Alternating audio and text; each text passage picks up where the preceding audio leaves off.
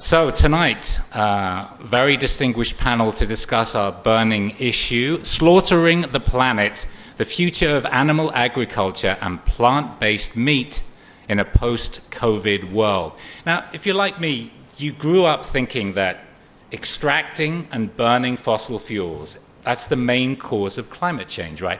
I think if you ask 100 people, 99 will say it's coal and oil that's primarily responsible. But then you got the United Nations Food and Agriculture Organization saying actually livestock are causing 14.5% of greenhouse gas emissions. Then the World Watch Institute says actually it's 51% when you take account of the forest that's been cleared and all the methane that's being emitted by the livestock. And if we take a look at this video, we can see kind of a visual illustration of this.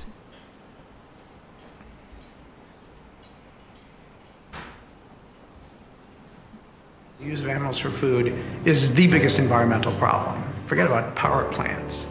That's not even close. But it's also fun to have a worthy opponent.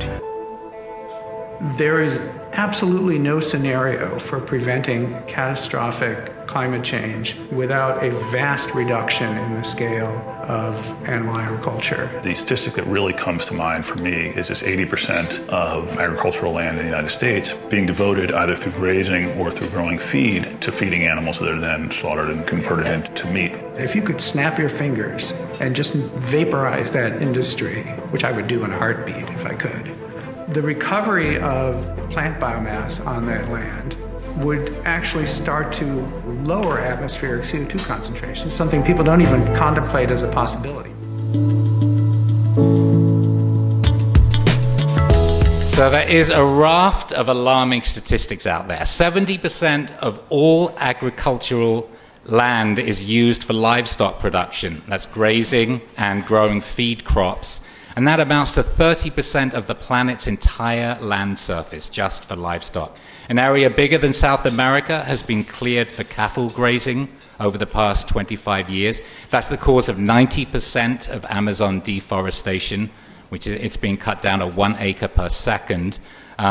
Here more locally, we got forests in northern Thailand that's been cut down for cornfields to grow feed for pigs, and those cornfields are usually burned down after the harvest.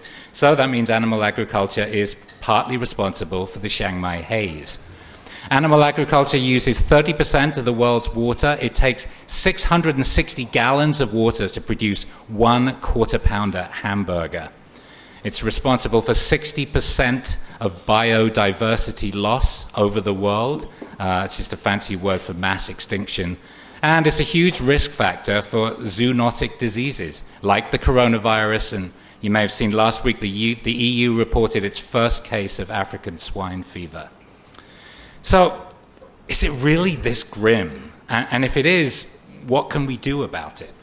To help us get our teeth into the issue, we have some distinguished panelists. Dr. Witsanu Atawanit is Associate Professor of Economics at Kasetsart University. He's also the Associate Deputy Editor of Climatic Change. Dr. Michael Schaefer is a biochar pioneer and founder of the Warm Heart Foundation in Chiang Mai. Ratanasiri Gitikong is the Food and Ecological Agriculture Campaigner of Greenpeace Thailand. And Marisol Lucanit is a plant-based chef and the founder of Vegan Crush, which is a cooking school and a catering company. And joining us via Skype from Hong Kong, David Young is the founder of Green Monday and the OmniPork brand of meat-free meals.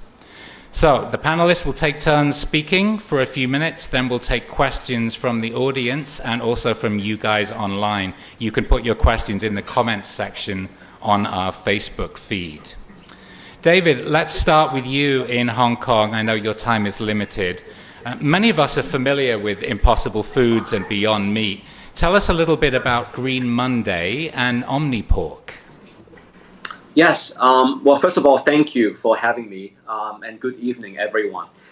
Now, Green Monday, we started 8 years ago in 2012. That was before, quite frankly, before anyone was really, talking about this in a serious way.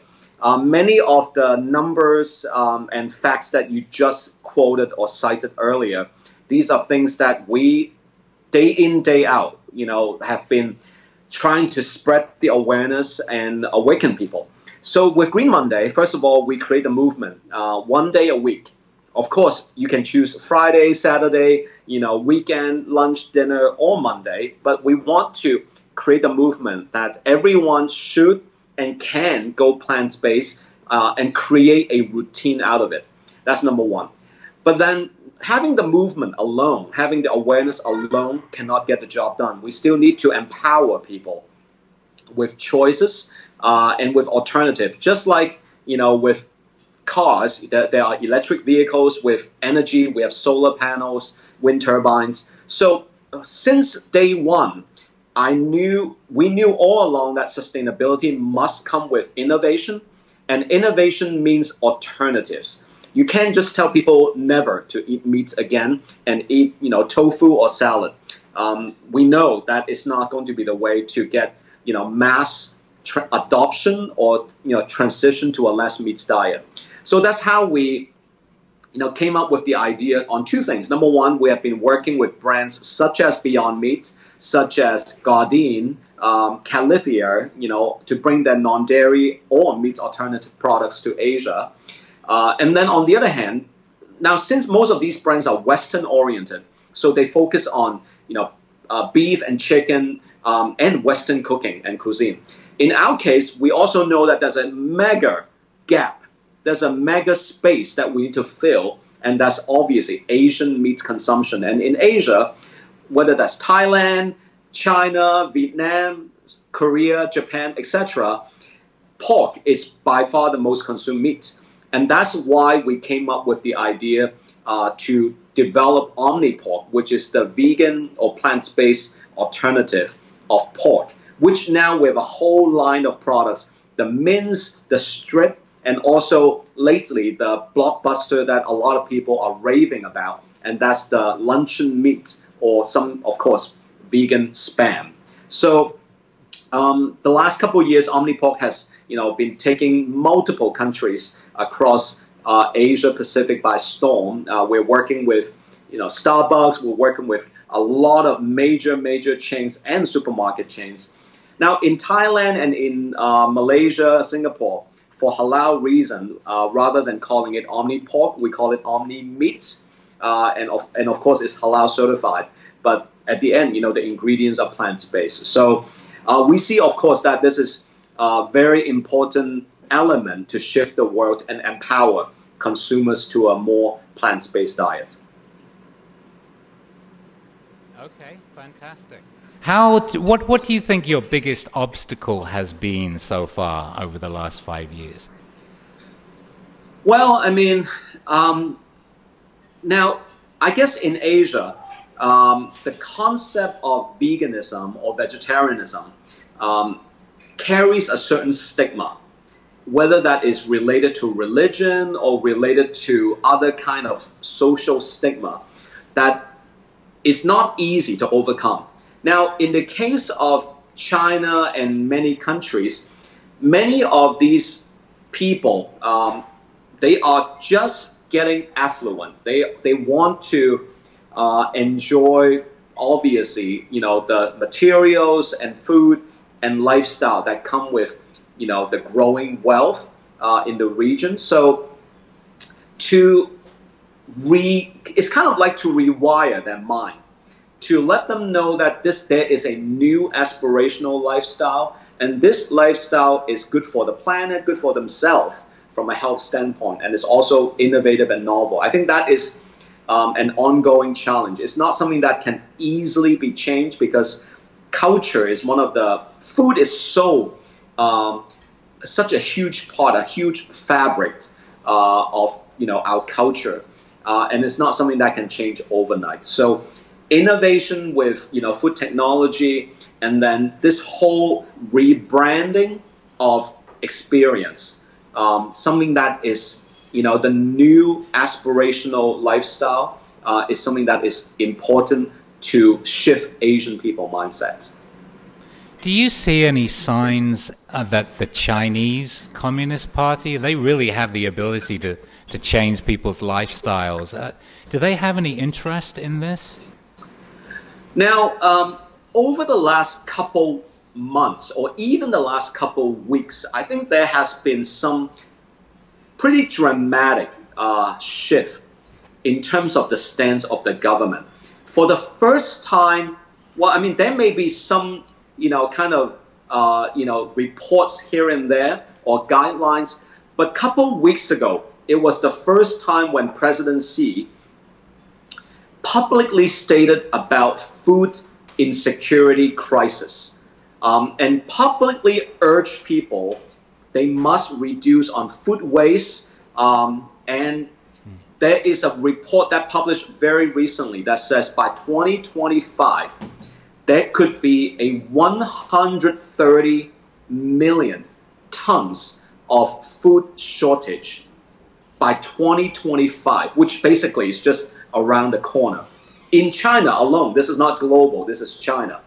So for the leadership of the government to come out and talk publicly about food insecurity, food waste, and to have very concrete numbers about food shortage by as soon as 2025, I think this is becoming a top agenda item for the Chinese government. So food waste and also alternative, I think these are going to be two main topics that will be ongoing. It's not going to be just a one-off discussion because these are obviously ongoing crises. And so we see this as quite a dramatic change in terms of the stance and a very public guidance and narration from the government. Great. Thank you very much for joining us. We appreciate your time. Yeah, thank you. Dr. Witsanu, perhaps you can give us the perspective from Thailand more locally. I know that you've done some original research. Where do you stand on animal agriculture? Okay, thank you very much, Dev. Can I use my presentation? Sure.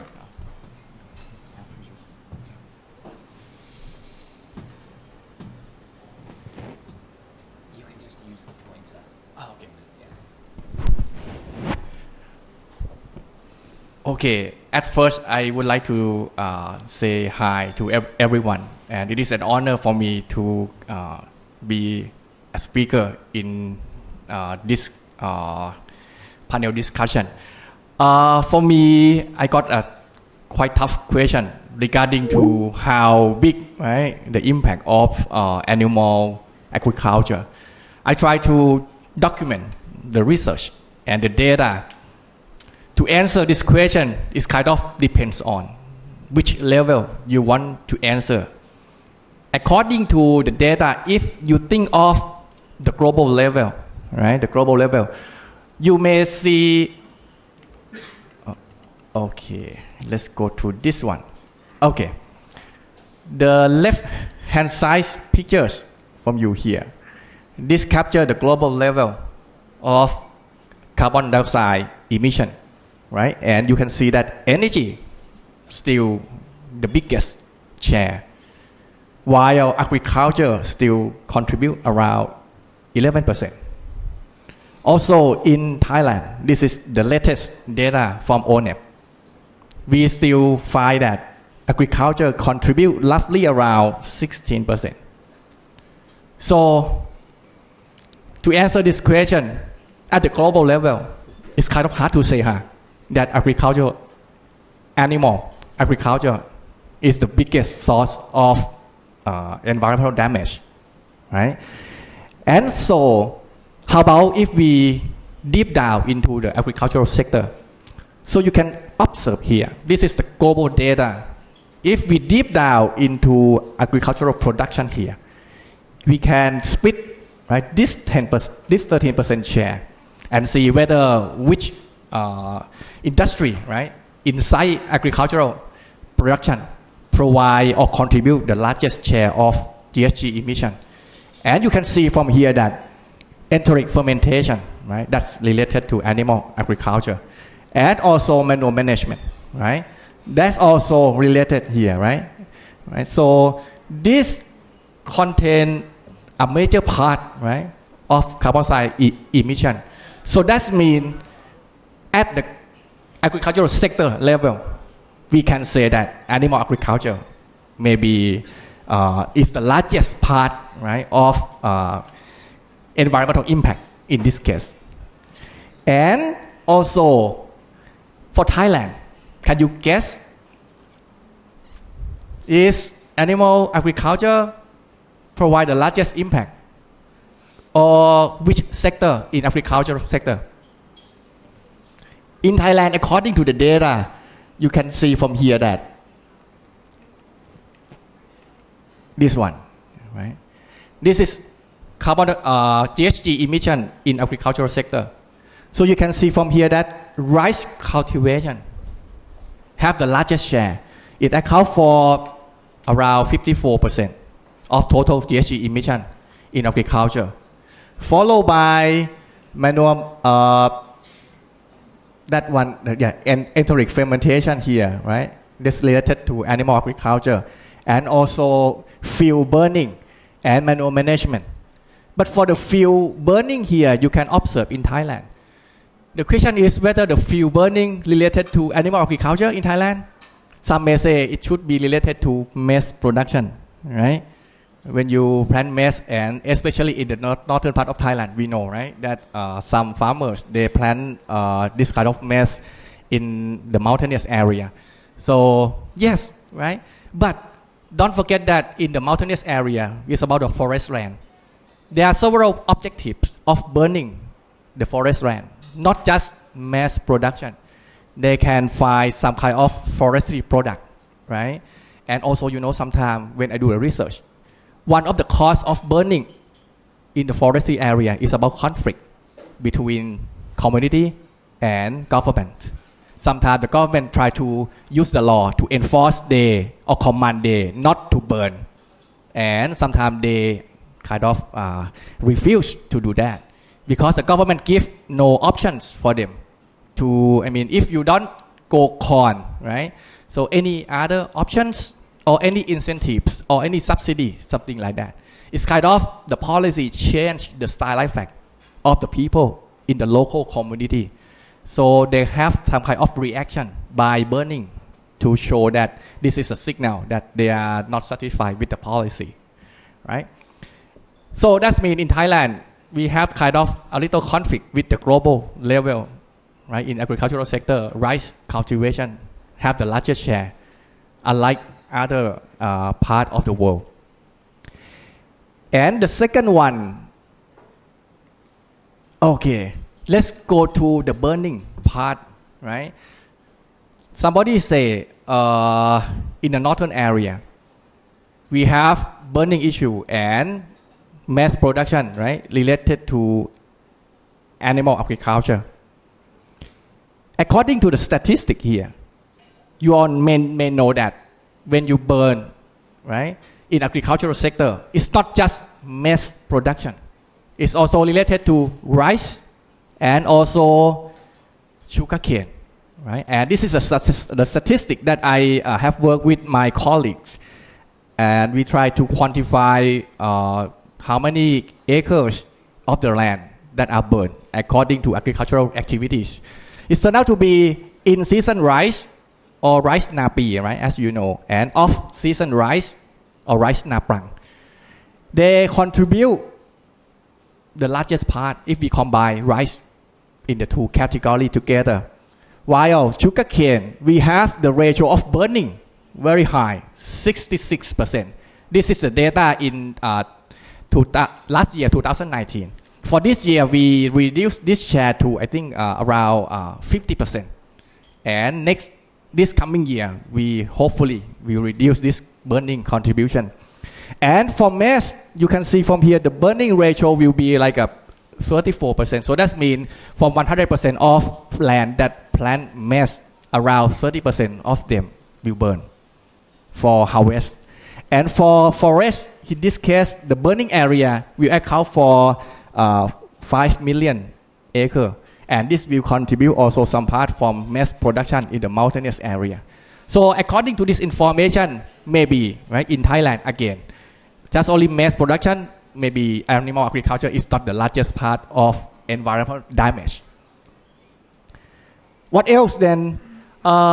This is also another of my research that I try to quantify the efforts that if we can help the world to reduce greenhouse gas emission. This is an effort that we work with the Thai government.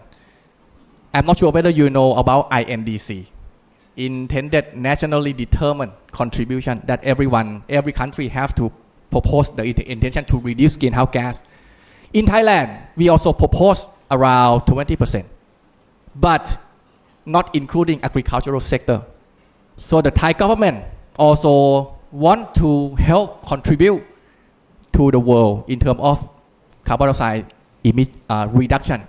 So they try to study about what if we try to do some mitigation options to reduce greenhouse gas, which one is the best and how many percent of greenhouse gas that we can reduce, something like that.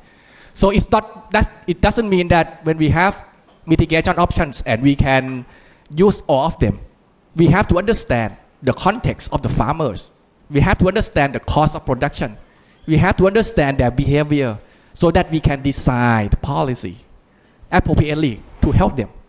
If the mitigation option just only aim to reduce greenhouse gas, but farmer have to pay a lot or it costs farmer more, it's not work for sure. So we have to build or find a strategy how we can motivate farmer also, so that they can get both higher income and reduce greenhouse gas emission, something like that. So in this study, we use econometric model and some data from IPCC as usual. And as you all know, in IPCC, we have 26 mitigation options. So it's impossible for us for the first phase to do all 26 options. We try to select 5 options.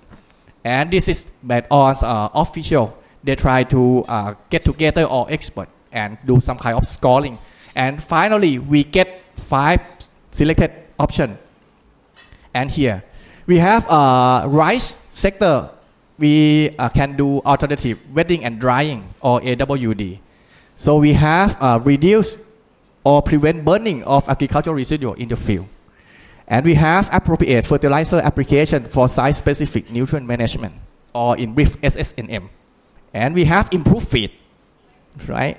And also we have anaerobic digester replacing uncovered lagoon.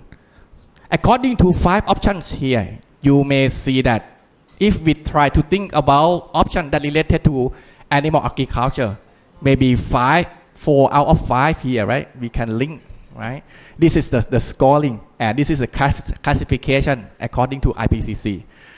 So my study figure out that for AWD, for the first option, if we try to do this in the future in 2013, it may be good for us that GHG emission will reduce at most around 6%. But for reduced burning here, you can see from here, it's very efficient. You can reduce up to 66%. But unluckily, right, reduced burning here play a very small part in greenhouse gas emission in Thailand. For SSNM, we can, instead of reduce here, if we implement, we will have higher greenhouse gas emission. And for improved feed here maybe like you can think of the cow, right, can get a good food, and they will have less, right, fat or something like that. So it reduces greenhouse gas, right? One of the things is you can grow the grass. That is good stuff for them. But the farmer have struggled with the cost of production. So in this case, the improved feed here can reduce just only 1% of greenhouse gas emission. But for biogas and manure management here, it can reduce up to 10%. This is for swine production. So that's all about my research. And one of my research here, we try to give some kind of policy recommendation to the Thai government. So we have so many of recommendations, but I bring you here some of them. First, we should establish the traceability system of agricultural production to promote environmental friendly production. You may know, right? The burning issue comes from when you buy some burning, right?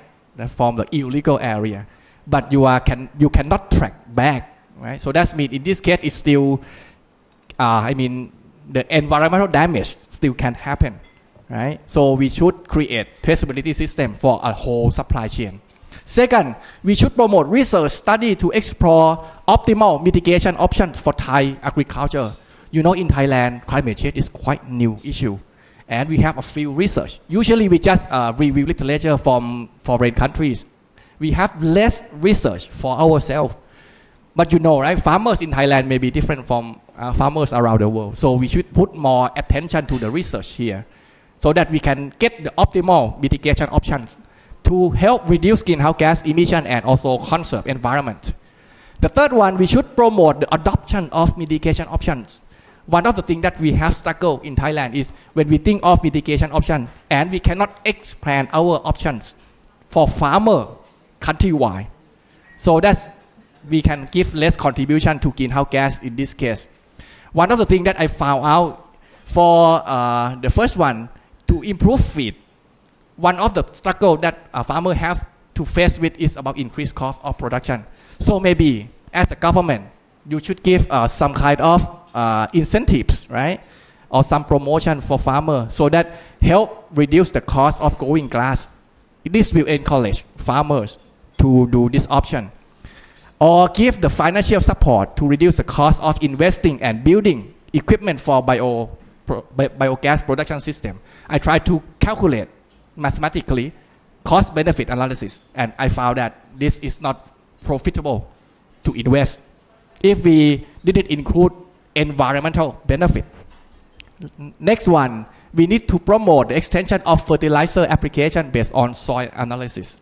And the last one, we should promote the market for agricultural residual in all areas. You know, right? Air pollution and this kind of environmental damage. One thing is because of those residuals have no market. If we create the market for residuals, the farmers will not burn, right? And the air pollution will not happen, so that we can have environmental friendly production in this case. Okay, I would like to end with my presentation here. Thank you very much, Dr. Witsunu. That's a very impressive level of detail. Dr. Michael Schaefer, let's turn to you. You have a PhD from Harvard. You're an academic for 25 years. And you gave it all up to move to Chiang Mai, form a foundation, a charitable foundation, and pioneer biochar. So tell us a little bit about that. Well, I come at this from a very different direction, obviously. The truth in advertising bit here is up in front of you. Let me just say this to begin with. I very much appreciate the research that has just been presented. My primary problem with it is that I'm very much focused at the opposite end of the world. I really work in the grassroots. And my experience has been that the sort of research that we're talking about is seldom actually implemented by governments. I have never seen any of this in action. I've spent the last decade out working in rice paddies and in cornfields throughout northern Thailand, indeed throughout the developing world for the past 35 years. And I have no experience whatsoever with governments or international organizations such as the UN or official development agencies such as AID or whatever, actually getting out and working with the billions of small farmers who constitute the real problem here. I think all of the suggestions that have been made are very real and very possible and very important, but not likely to be implemented. And it's that gap between theory and implementation that I think is the primary issue here. Were it possible to do these things, or if we imagined a world in which they happened in 10 years, we would be in a very different place. My problem is getting through the next 9 9 years.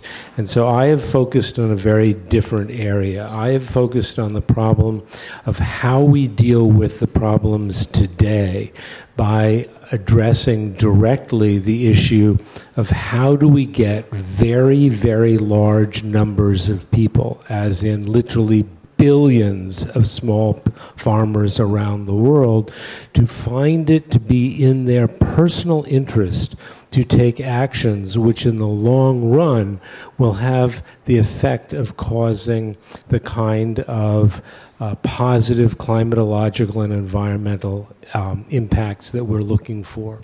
So let's go forward here. The real question here, we've heard a lot about feed in general and so on. I want to focus on corn because corn is really the issue here in Thailand.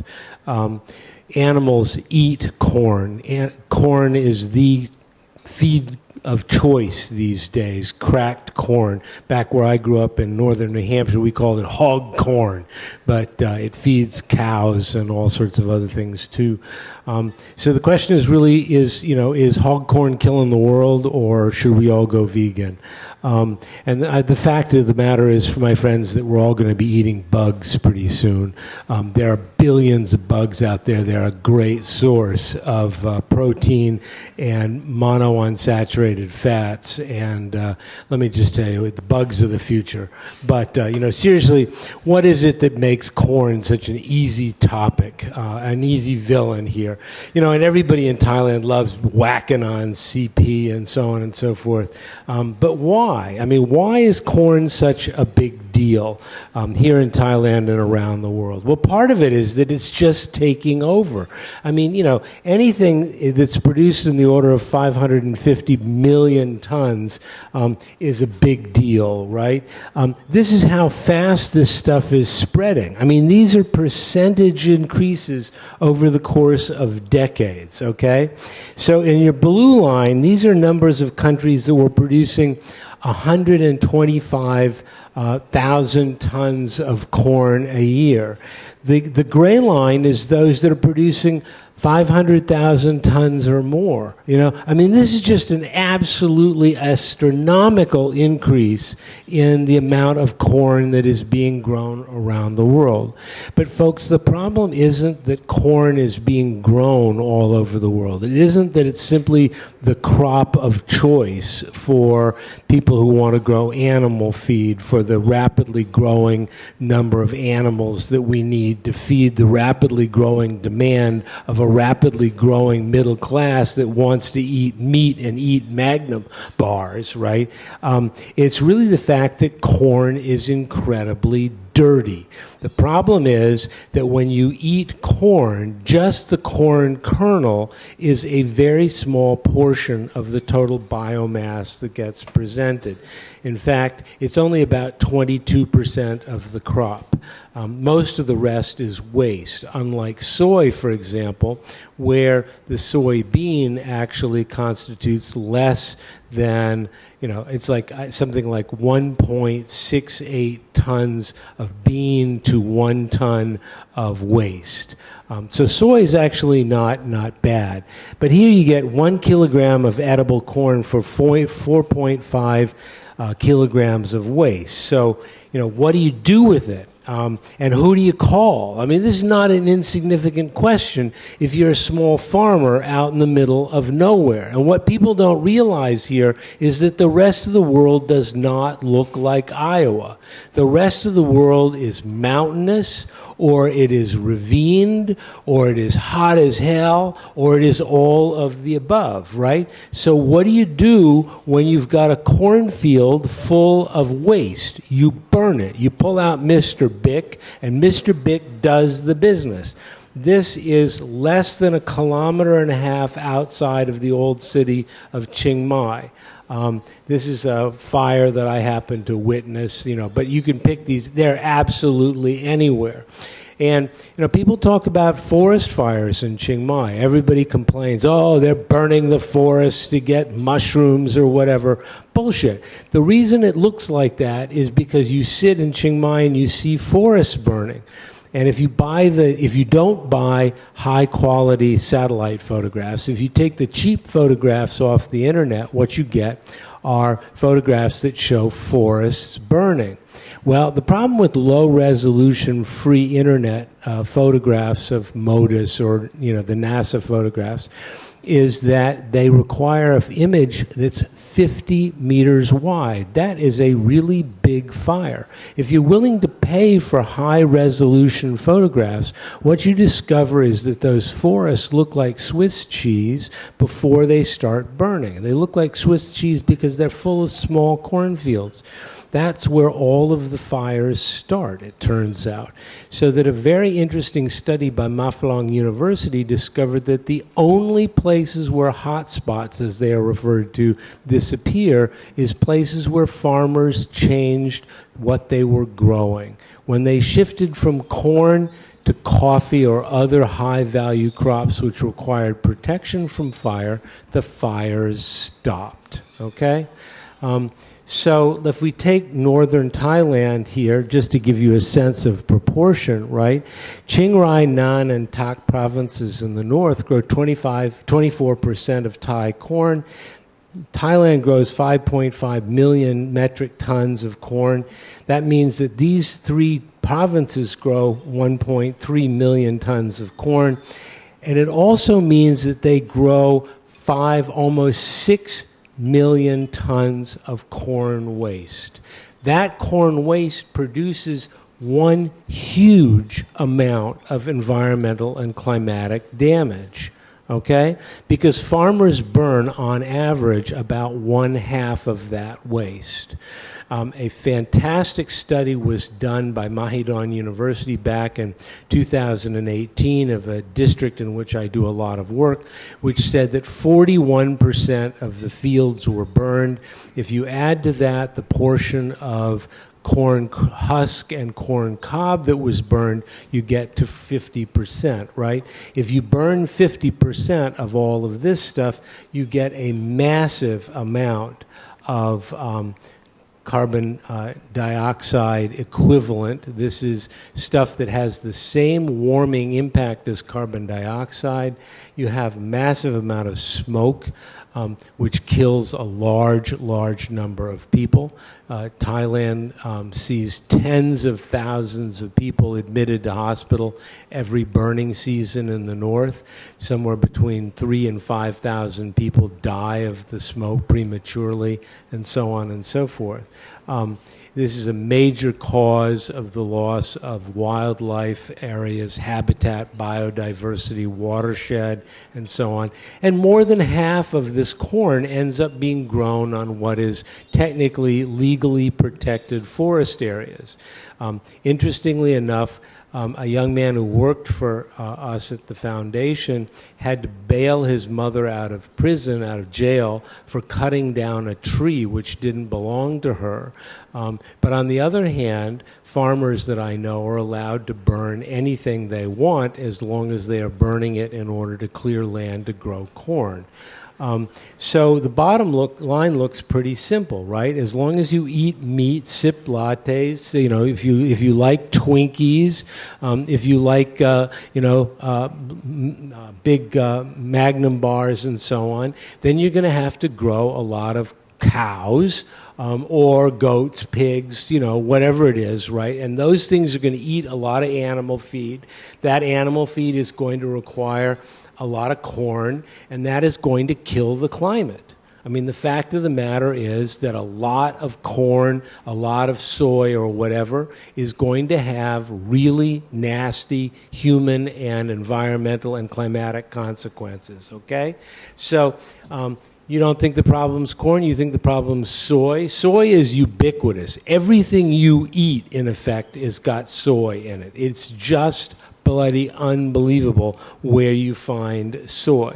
But the bottom line is that it's basically not unlike corn. Take the Amazon. I love the Amazonian case, right? People are always lamenting the burning of the forest in the Amazon.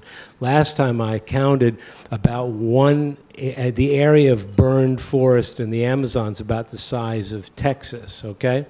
But nobody talks about it once it's been burned. Well, once it's been burned, it's taken over by Cargill and other large animal feed companies, and they plant it with soy. And they grow 3 crops of soy a year. A quarter of that area is owned by Cargill, by the way, right? How do you get 3 crops of soy out of an area? Well, you burn all of the waste in between. When you burn all of the waste in between, in the course of burning that over 5 years, you create exactly the same amount of environmental and climatic destruction as you did when you burned the forest in the first place, right? So Mr. Bick is a big deal in the soy world, just as he is in this other world, right? So, here is a photograph on the lower left of a forest fire that's not a forest fire in the Amazon. This is a typical Amazonian fire today. It is not trees burning, it is a soy field burning. And here we have those kinds of big soy fields, right? So what to do? Well, it seems pretty obvious. The obvious solution is to become a vegan. If you stop eating meat, right, you're going to put CP out of business. You're going to take a big bite out of Cargill, if not actually put them out of business. You're going to stop climate change. You're going to stop deforestation. At least if you put CP out of business, you'd be able to enforce the law, presumably in Thailand, right? You could do all sorts of other great things, right? Well, hello, what's the matter with this idea? Well, what about all the people? This is what I do for a living. I worry about the people, okay? The problem is that neither corn nor soy grows itself. There are, in fact, millions and millions of people involved in growing corn here in Thailand, okay? Thailand has about 40% of its entire population engaged in agriculture. Those 40% of the population produce approximately 10% of the GDP. What does that tell you? That tells you that they are extraordinarily poor people, right? Because labor productivity is the combination of the quality of labor, understood as human capital, technology, and so on and so forth, and actual labor time and effort. If they're only producing 1/4 as much GDP as they are in numbers, they are obviously very poor, very uneducated, very unskilled, very under-equipped, and so on and so forth. They are extraordinarily poor people. I know an awful lot of them. They live literally hand to mouth. Corn is all they know, okay? They grow corn over 6 months of the year. They make 4 baht per kilo for what they grow. 4 baht per kilo is absolutely dog bait. It is nothing at all, okay? So here we're talking about an entire population of people who are dependent upon growing corn, and they are just the tip of the iceberg because they're only the ones growing the corn, right? But what about the people who drive the trucks full of the corn down to CP? What about the people who, for example, are the chicken sexers for the operations that, raise the chickens? What about the people who kill the chickens, cut the chickens up, who pack the chicken pieces, freeze the chickens, ship the chickens, et cetera, et cetera, et cetera? This is an entire economy that will disappear in the loss of corn production, right? So essentially here we've got a choice between, on the one hand, environment, climate, and so on, and, and so on, right? So I could tell you about all the other places I've worked: Algeria, Burkina Faso, Ethiopia, Fiji, Zambia. I've got an operation going in Zambia right now, right? Okay, same thing. These people have nothing else that they can do. This is the best they're ever going to do. So one of the questions here is why corn, or for that matter, why soy?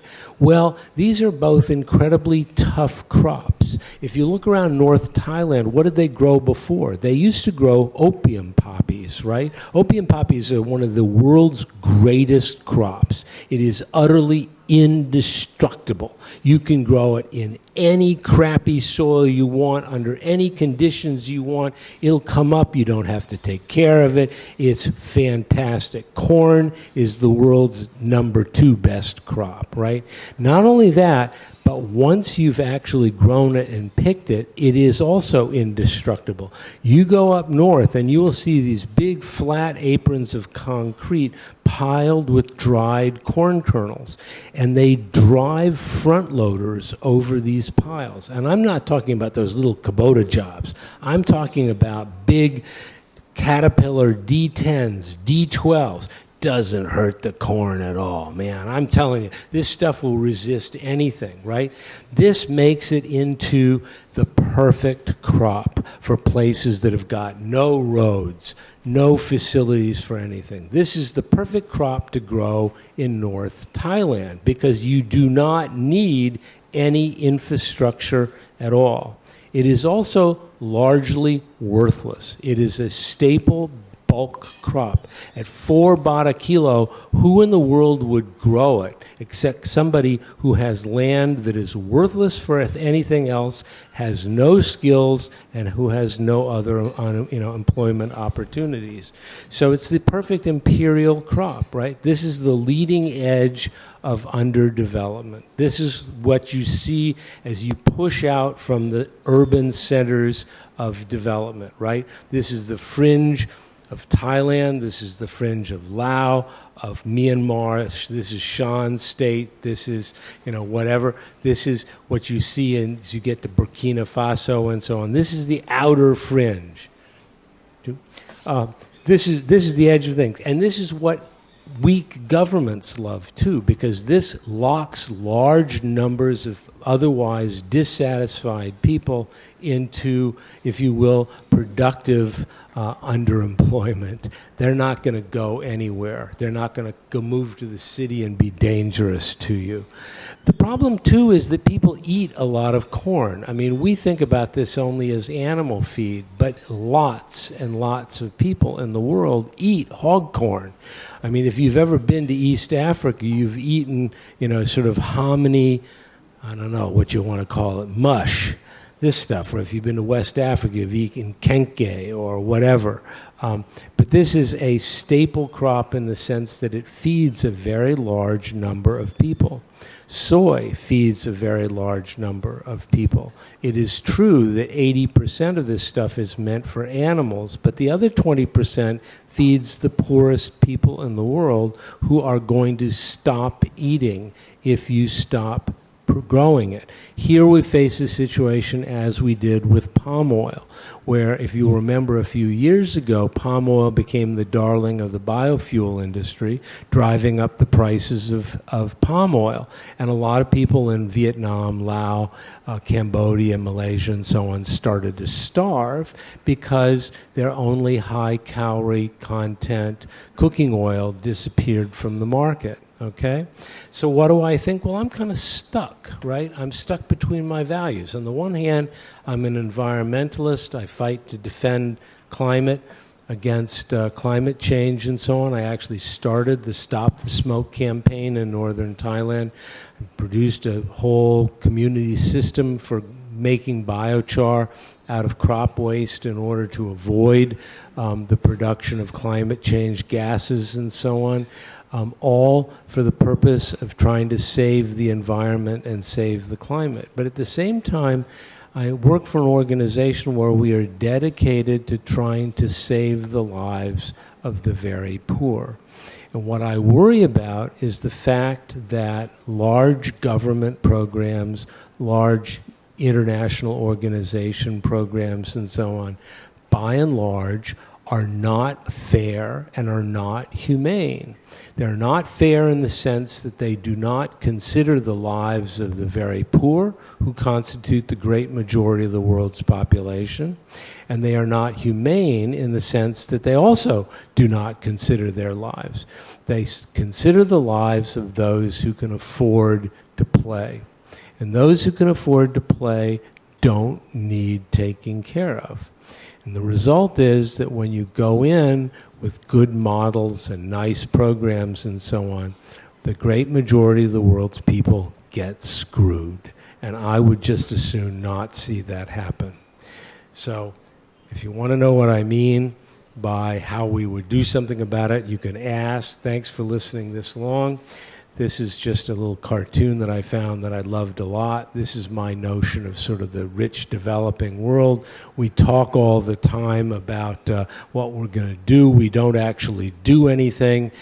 We spend all of our time talking about emissions reductions in a world in which the environment, the atmosphere is absolutely packed with all the CO2 that it can possibly take.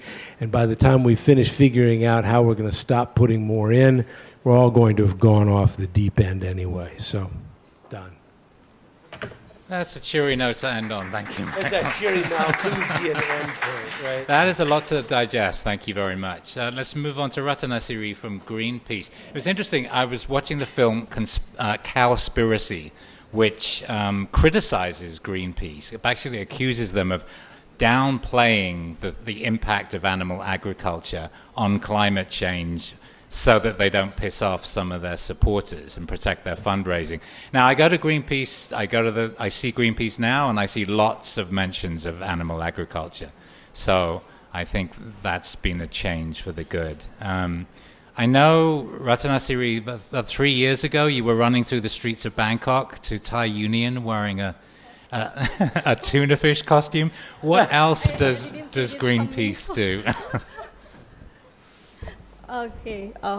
Okay. This is really surprising to ask me about that. What word is that? The runny tuna. Would you like to ask about the tuna or?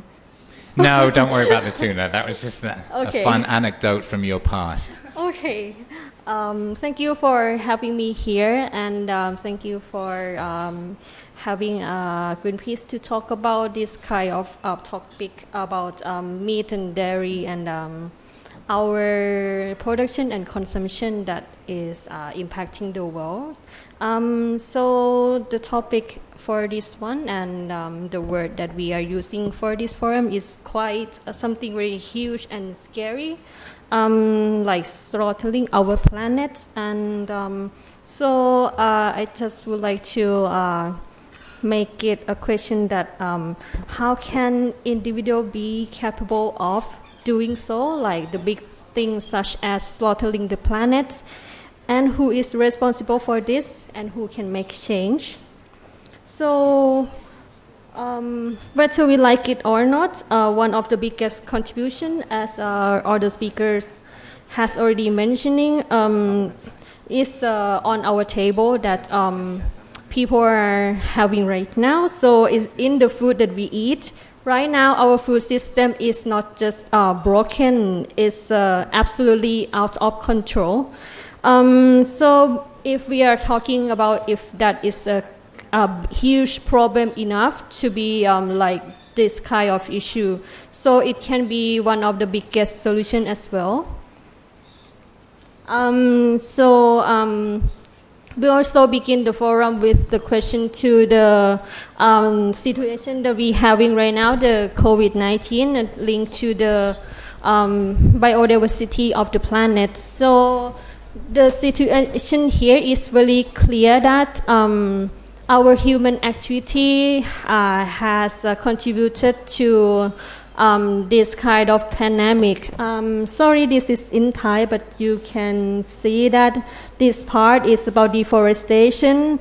That if you look about the history of all the diseases, it's like Zika, SARS, Ebola. It's all linked to the deforestation. And this part is animal agriculture. it's like happen very annually, like the swine flu from all across the world, and bird flu as well.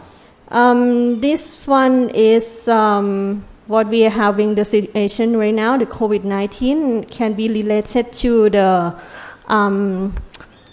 animal trafficking. So maybe this is the question about healthy planet and healthy people.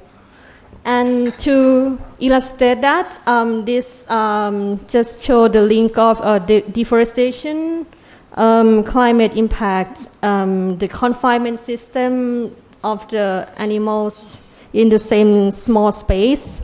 Or of these issues, the elements can all contribute to the spreading of the disease, whether it's a bacteria or the virus. So just some introduction to the campaign that we are working on right now is we are trying to reach the goal of 50% reduction in both consuming and producing part of meat and dairy production. So by 2050, the reduction is 50%, which is to match the Paris Agreement. Why is that the meat and dairy thing? So, like I said, the food system is now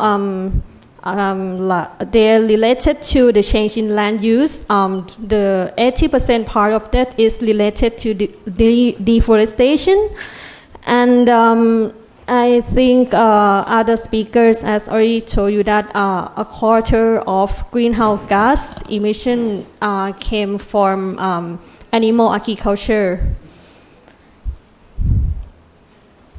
So in a way, the agribusiness is like as much as to blame at the fossil fuel industry for our climate crisis. This is just to illustrate more in a way that we can see the amount of things. So here we are talking about the food that is contribute to a quarter of the greenhouse gas, and the other thing is like some other fossil fuels, transportation sector, and other things. So it makes up to 74%. And if you see in more detail, you can see that the thing that is grow for our food is only have like 30% of all the food that is produced. The rest is for something else, like for the animal feed, for the livestock farms. So it can be said that the food that we produce in the world, only 30% is for human. The rest is for fuels and for animals. So is it wasteful? This kind of answer can be, we can make the choice.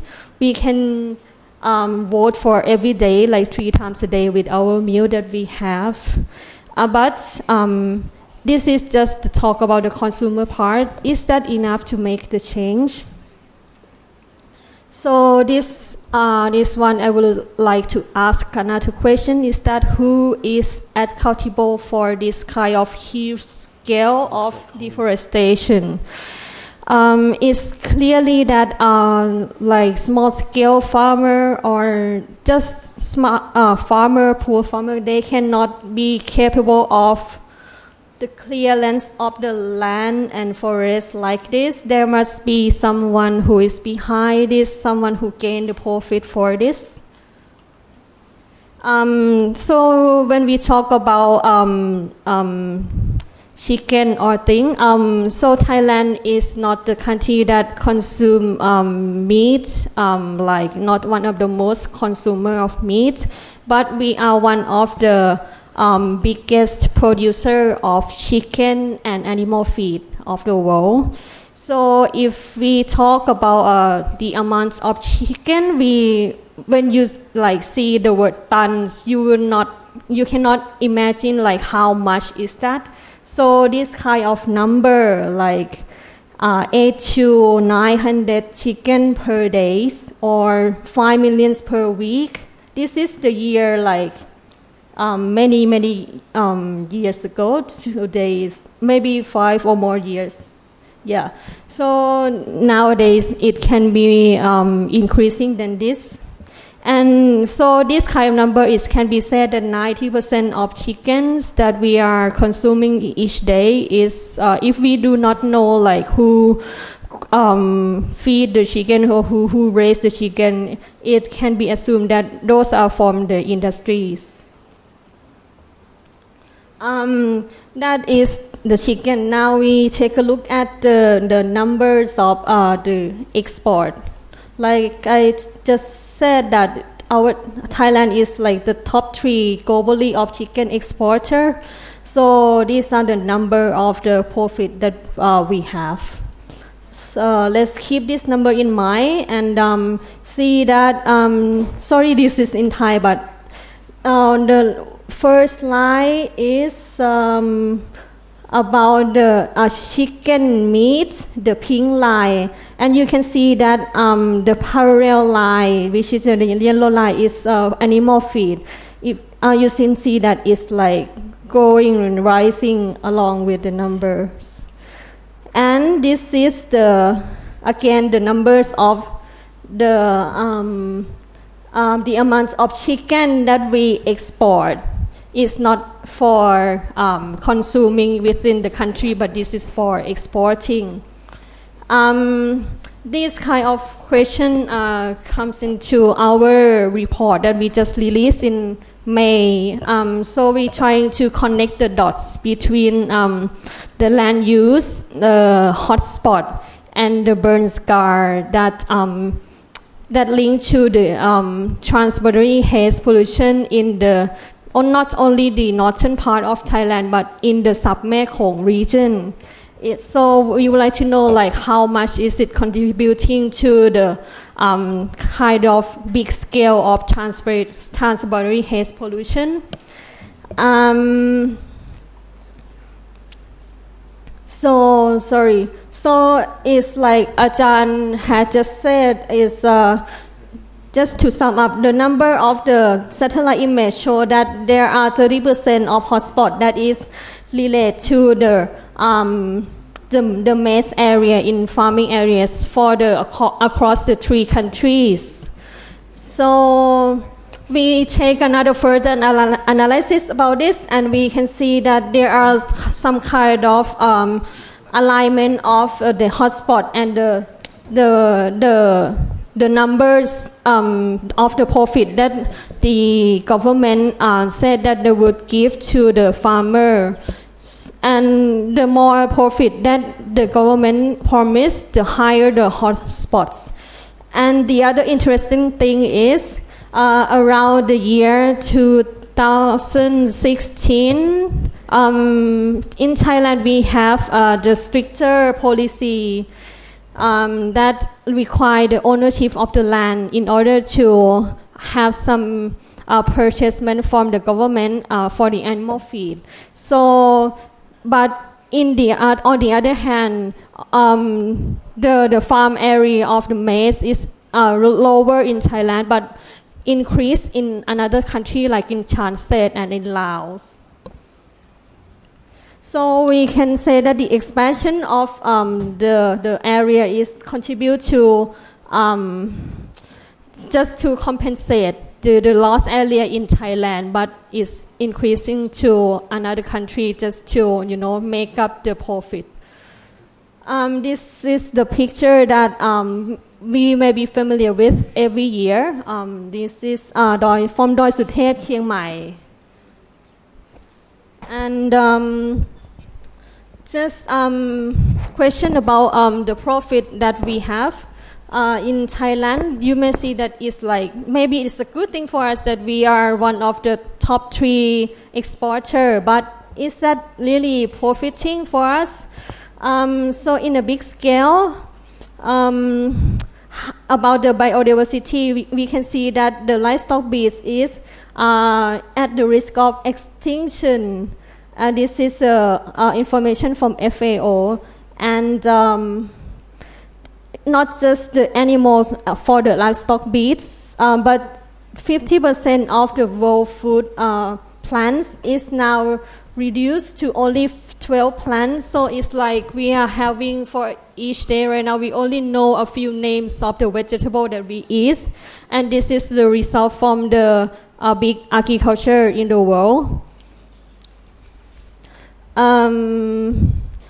This is like something that you may already know. So we are talking about the corporate gain and people's pain. It's like if we look back at the numbers again, it seems like many millions baht per year is like coming to Thailand. But the thing is, why the farmer is still poor. So if we like can sell so many profit for maize and chickens, where is all the money go? But it's not making the livelihood of the farmers better or the local people. So we're still suffering from the pollution, air pollution each day. But why? I don't know. Just the gain of the profit. Why is the pain of the people? So what we are trying to do here in Greenpeace is we are trying to have the two-way communication between the corporates and the consumer. One of our demand is not to have the labeling to the industrial meat, because now we only have the details about the expiration date and what kind of meat, like or how many kilograms of meat. But it would be better if consumers like us can know like where the meat is from, how do they raise them. Is it ecologically grown, or what kind of feed that the animals is fed, and also is it fed with the antibiotic or not, and how much? This kind of thing is also a very good detail for consumer to learn more about the source of the food, and also about something that they can choose for the environment and also for our health. So here come the recommendations. Is something that is resonate with Ajahn Hasanu has said. The first one is like we ask to the government to establish and enforce corporate accountability. Because behind the smoke there is the source of the fire, and if we have the transparency policy and to disclose information, it would be a thing that people can also know where and who caused the fire and the pollution. And the same things is about the supply chain transparency. So it's about the traceability that the industry can make the people also make the information to be accessible for public to get to know more about the food that they are purchasing. And the last one is that just don't forget about the livelihood of people, because they are make up for the most of the food that we eat in Thailand. So one of the things that government can support is to shift the funding not toward the meat industry, but they can shift the fund toward the ecological agriculture instead to support the small-scale food producer. This is the movement that people are already calling for, a better policy for our climate, our future. This is people already demand. It's only lack of the will of the government. This is the school that grow their own vegetable, their own food, and they have some kind of plant-based meal every Thursday. Just one of the last slides. So it's just to sum up that maybe business as usual is not good anymore, as we can see that the result from the COVID-19. Maybe we shouldn't go back to normal. But what is good for us, we don't want to see this happen every year. And how can we avoid that? How can we change the food system and maybe turn it to something that is profitable for communities and for the planet, not just for some corporates? So, yeah, if we are talking about the slaughtering the planet, maybe we can just talk about how can we stop doing so, not just by consumer, but to push toward the producer to make it more livable for our future. Thank you. Thank you very much. I love the way all you guys approach this from a different angle. It's really interesting. And Maricel, you're kind of on the front lines of changing consumer tastes. You're a plant-based chef. You know, it's easy to get overwhelmed with these statistics. I mean, you can tell someone, you know what, it takes 2 to 3 calories of fossil fuel to produce 1 calorie of protein from plants, but it takes 54 calories of fuel to produce 1 calorie of protein from beef. You can tell them, you know, you take any average piece of land, you'll get 15 times more protein from plants than you will from raising meat. But what do you say to the guy that says, you know what, I like meat. It's made me strong. It shows that I have wealth. How do you deal with that kind of attitude? First of all, thank you for having me. And that's a very good question. I get that sometimes. And I have to say that I don't really have an answer to that, because I am doing what I'm doing because I want to support people who already are basically knowing what is going on, what is happening, and already knowing that a plant-based, or they are already aware that they have to change something in their consumption in general, for their health, for the environment, for the animals, whatever reason. But these people are basically the crowd that I'm supporting, and people who are not ready to be open to something new or alternatives say that sometimes because they just are afraid, I think, to lose something. They are afraid to lose the taste of meat, to lose the pleasure of enjoying meat in different ways.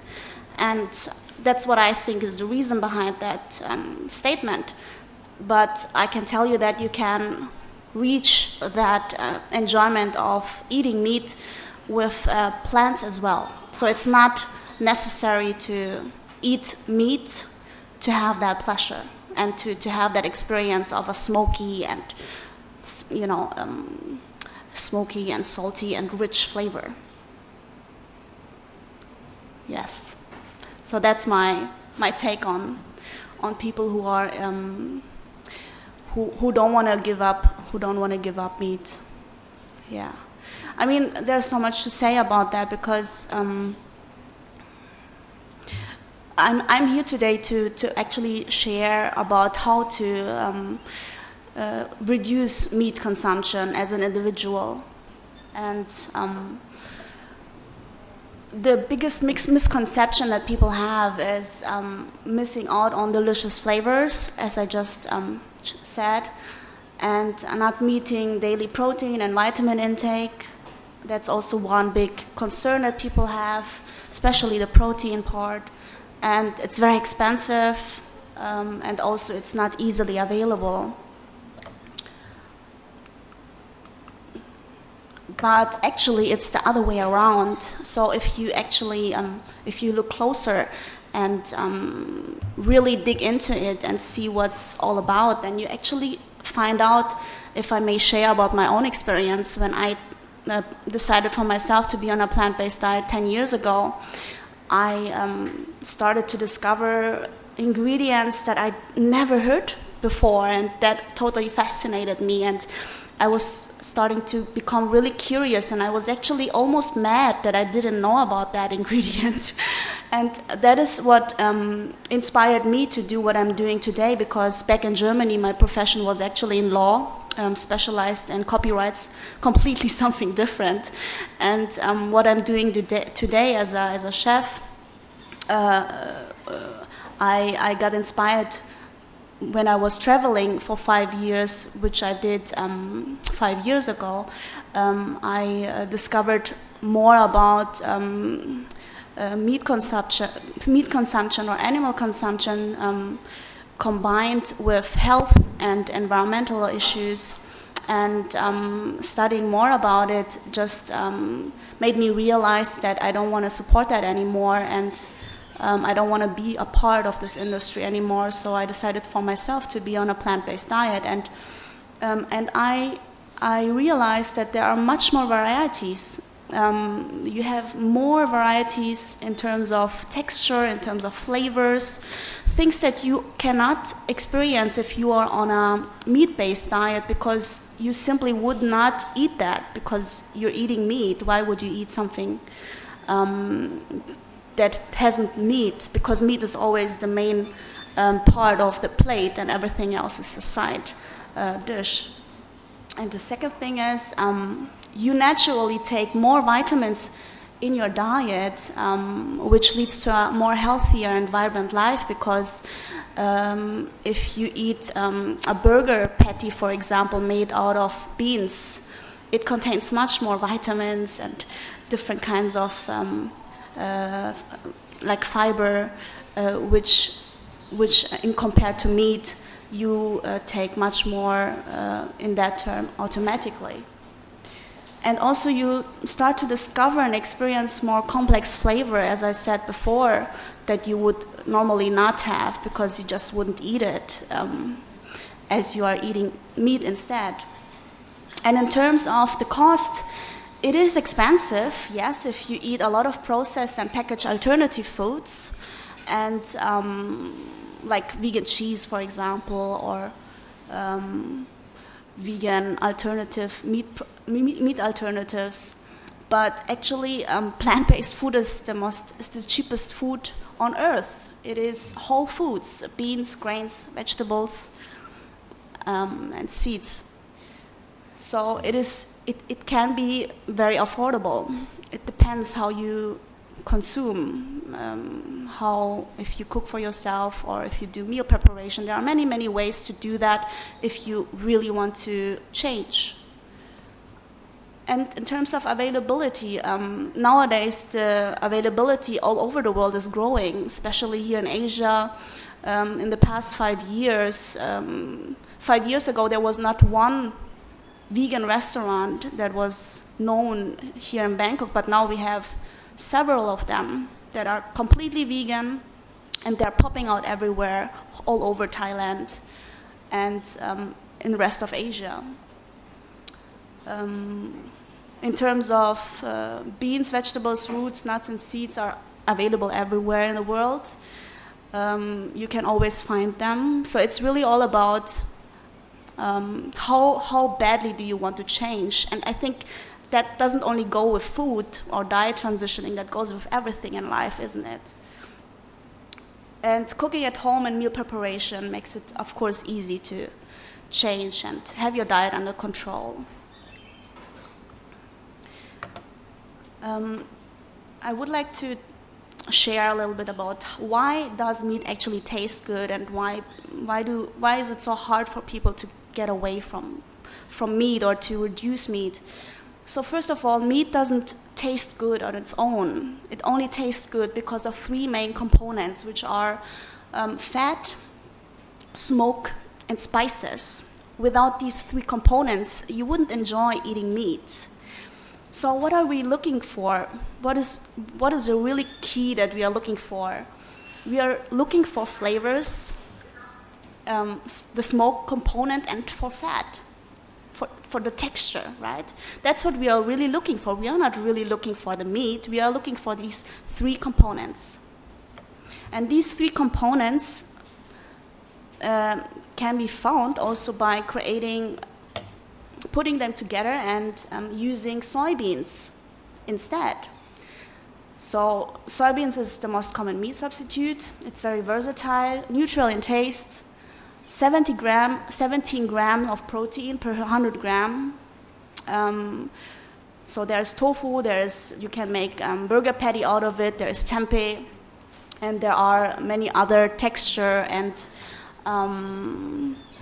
like chicken, you can make chicken out of it, or beef. It's very versatile. It is very easy to find, especially here in Asia. It's available everywhere. In supermarkets, it's available there too. It's quick to prepare, and it has a long life shelf. Seitan. Seitan is also something that is a very popular item to use to substitute meat.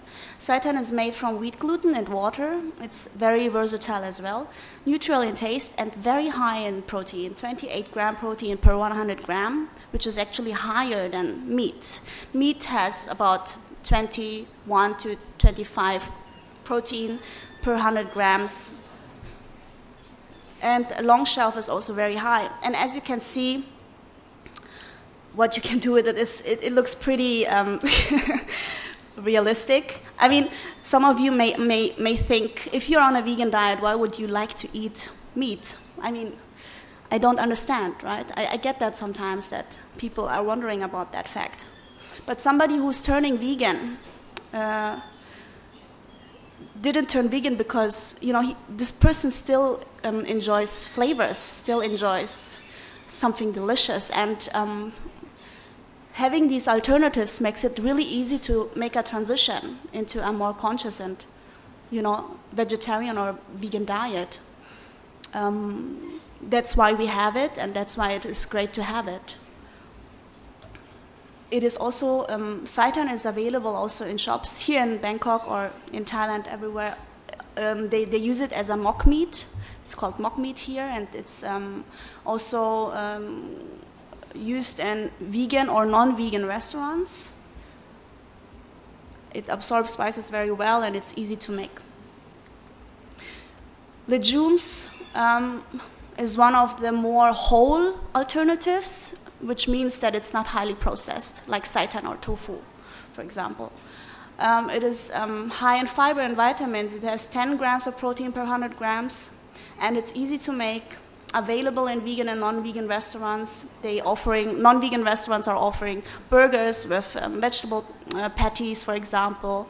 You can find that easily here in Bangkok. And you can make burger patties, you can make meat balls with pasta, for example, as an alternative, or kofta.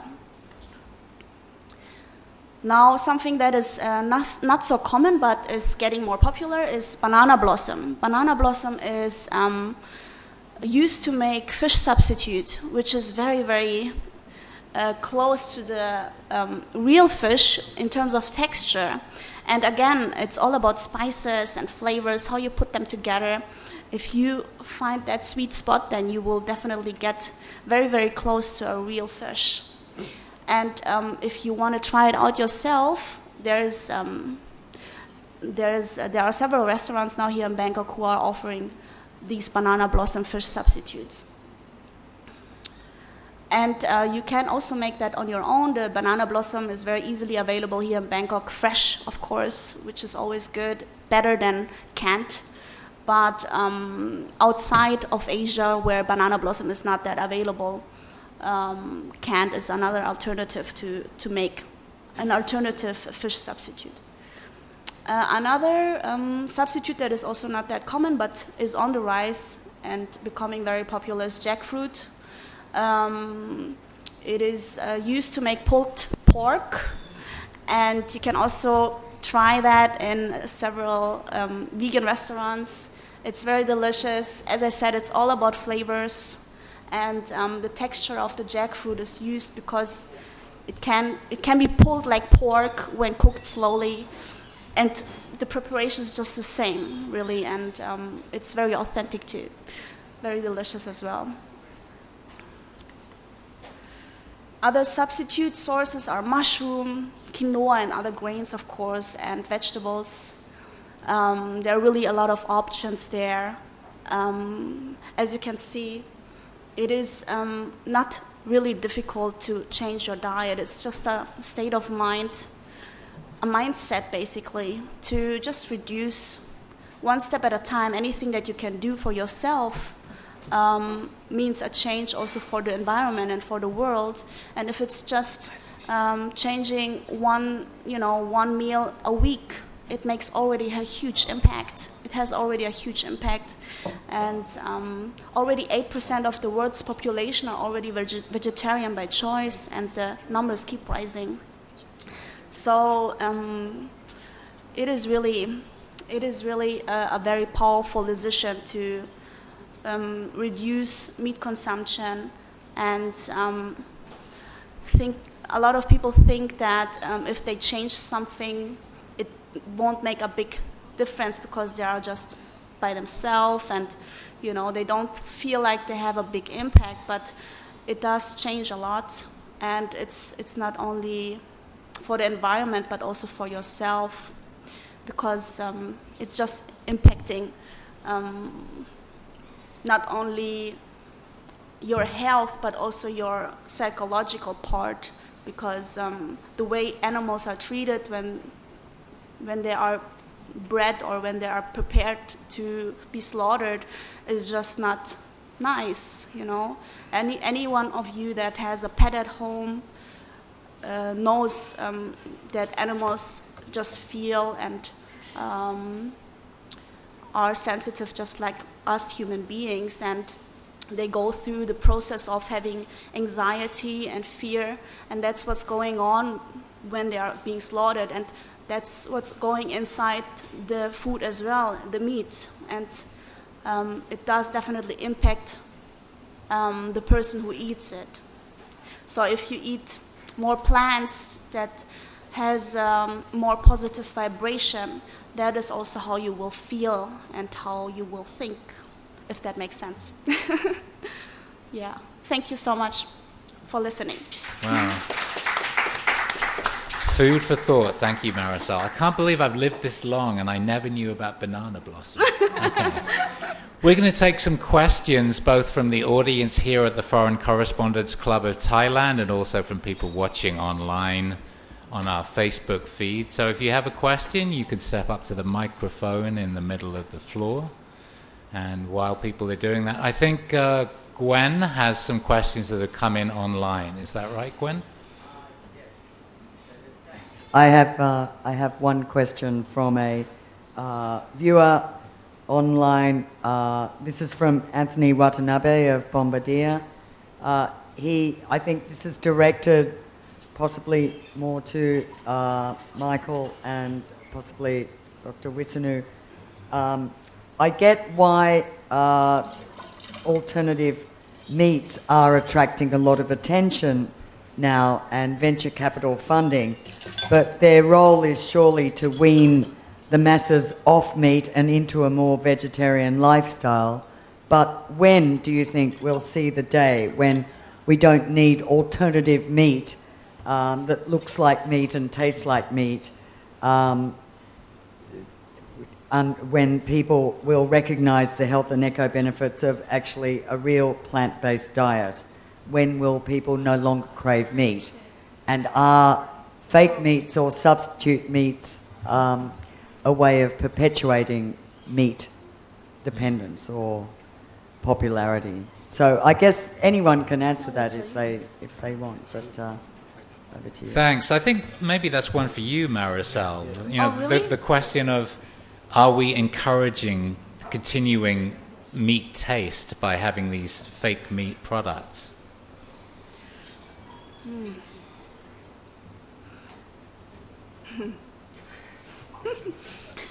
Yeah, that's a good question. I have never thought about it that way. I think I see it from the perspective that it is helpful, first of all, because you cannot turn somebody who is a meat eater to a vegan from today to tomorrow. There needs to be a process. Everyone is different, of course, but there needs to be a process to transition. And I think that it is very helpful in that sense. But of course, it is not optimal because it is highly processed. So I don't suggest to eat highly processed food or have that in your diet. That's not optimal. But as I said, it is definitely helpful in the phase of a transitioning. Okay, any other of you want to jump in on that? Okay, any more questions, either from online or on the floor? It's by Todd Rees, the managing editor of Coconuts. Hey. Well, I just want to say, as someone who's been very close to issues a long time, that like each of you brought a lot of really interesting information and ideas to the table that are relevant for right now. Kumaricel talking about the possibilities of changing diet, right? And that's, for me, as someone who's not eaten meat since 1991, like I get that. And Kun City talking about the responsibility and the consequences and the urgency of this stuff. Ajahn Visanu with some incredible policy details on specifics of how it's all working in Thailand. And then Dr. Schaefer breaking down why the rubber doesn't hit the road on that stuff.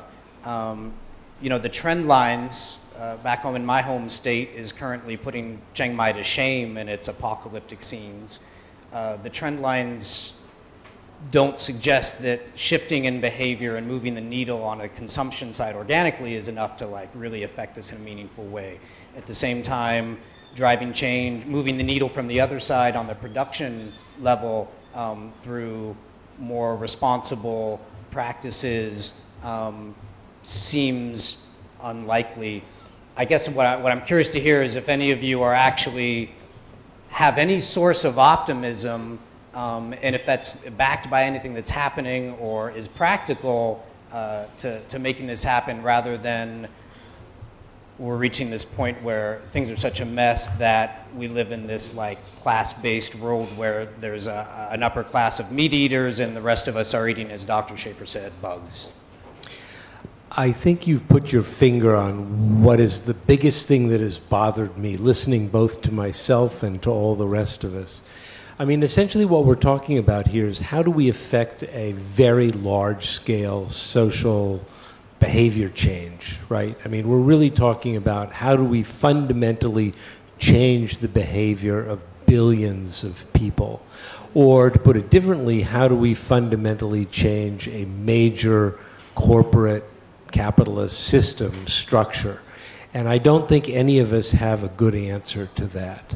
I mean, I think we've all come at it in a very different way, but I think all of us face the same basic problem, and that is that we have visions of what the future might look like, but we do not have effective ways of getting there.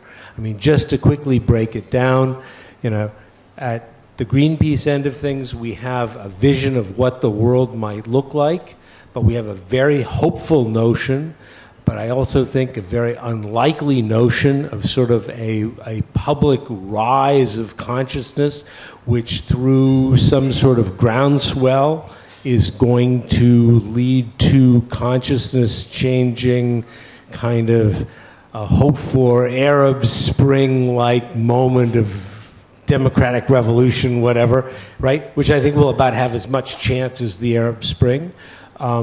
I think this notion that we will have a change in the world that will result from individuals changing their mind could well happen if we had 100 years. We don't. I think the 2050 deadline is very close by. I think the notion that we can have research drive policy is always problematic, but I think certainly in the countries that are most at risk here, the relationship between government and actual implementation is very, very tenuous. I mean, I can say from personal experience that the relationship between Bangkok and the perimeter, of the periphery, if you will, is very attenuated, and that the likelihood that either the government here will listen or that anyone in the field will listen to what the government might say on these subjects, very slim. And in my case, I don't believe in any of those things, and I certainly don't believe in interventions from outside. And so I've spent all of my time working on the development of sort of small-scale social enterprises which will allow individual small farmers to help themselves in small groups at a time.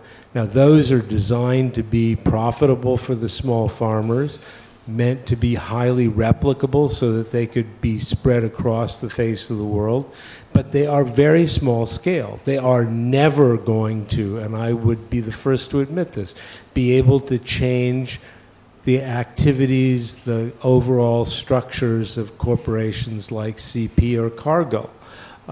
So I think that all of us confront essentially the problem that you raise, and that is that we all can envision a better future. None of us has a means of getting there. And I think that we are all, if you will, stuck in kind of a, for lack of a better way of putting it, a Malthusian trap, looking at good intentions, high hopes and so on, and the prospect that we're all going to get screwed by 2050. So what's the bad news? Dr. This guy Winston? doesn't agree with me, and I suspect they probably don't either. So I just put my 2 cents in. Anyone else? Okay, 2 cents. Okay, so to answer your question, I am pretty optimistic. I think we have problems, and like we need, I said. so we can have solutions. All we talk about is about problems, right? And environmental problem. Why does it happen? In economics, it happened because market failure. I'm not sure whether you all know about the term market failure. If we have the market function well, we're going to have the price that capture the cost, both private cost and social cost, right? So we can find the incentive designs, like giving an environmental tax or tradable permits or whatever, how we can set the policy to change the behavior of people. That is the thing that economics. I mean, we think about how to provide instrument to change the behavior. And we should add this one, right? Inside, you can think of the price. Why we have a price of eating meat or eating a meat-based pan or whatever. If the price are the same, right? You can think of organic food and non-organic food. If the price are the same, so how can people produce more organic food, right? No incentive to produce more. So the thing is that as a government, I believe we should add some cost to those who produce non-environmental friendly kind of thing. And one more thing, I believe so, education is one of the most important. All problem that we have is because of education of the people and information that people receive. If we give more information to the local people, I believe so that they love their health, their life, their family, right? And so if we give the power to people, to everyone, I believe so that the big firm or whatever, if they do bad for the society, for the country, the power of the people and the instrument of the government can solve the solution. Thank you. Thank you very much. Thank you. Okay, so here is where a political economist will speak up, and that is that I want to say here that this is economics, right? I mean, there's a famous joke about 3 PhDs stuck on an island with a can of food. One is a chemist, one is a physicist, and one is an economist. And the physicist says, you know, they all have to open this can of food. And the physicist says, well, we will accelerate it to some impossible speed. It will burst open and we will be able to eat it. And the chemist says, no, we have to blow it up. We have to figure out some sort of reaction which will cause it to blow open. And the economist looks at them and says, what the hell are you talking about? We just assume a can opener. right? I mean, and herein lies the problem, right? The problem is that we cannot safely assume that politics, that markets function without the underlying property rights, which are defined by political power, right? Markets, in fact, reflect political power relationships. So, in effect, when you say, well, if there is a balance between the price of producing the two types of food and we want to get government to shift the value of one versus the other, then you have to have the political power to do so. And there's no reason to believe that that power comes free. If there are people who have the power to do the one, they are unlikely to be easily convinced to do the other. Right? And therein, in effect, lies the political economy problem that I would point to. I would also suggest that the notion that this country or any of the other largely affected countries are going to soon become democratic and democratic voices are going to wield any particular power is also wishful thinking. I don't think that I'm not allowed to say that in public. Nobody is hearing me. We were talking at the very beginning about freedom of the press and all, but please don't be free in repeating what I just said. But nonetheless, the fact of the matter is I think that there are few forces out there that can generate the political power necessary to change the underlying systems of property rights, which is what we're really talking about here. Who gets the goodies at the end of the day that will fundamentally redistribute the profits from the production of corn, soy, meat, whatever it is, right? I mean, that is really what we're up against. What we're really asking in all of these questions is, how do we change the property rights? How do we make it possible for the bulk of the people to reap the bulk of the benefits, whether it is in terms of the quality of the food they eat or in the quality of life that they are able to live as a result of the work that they put out, right? And the answer to date seems to be that none of us have got a good answer for how to do that. I'm sorry. And so much as I would like to assume that it is possible, I don't think so. All right, the debate will continue, and Yes. it really is a burning issue. We're about out of time, but please give a hand to all our fabulous panelists tonight.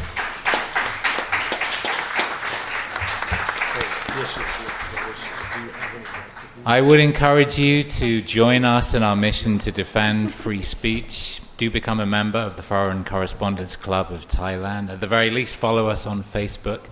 And thank you very much for coming and for watching. Have a great night.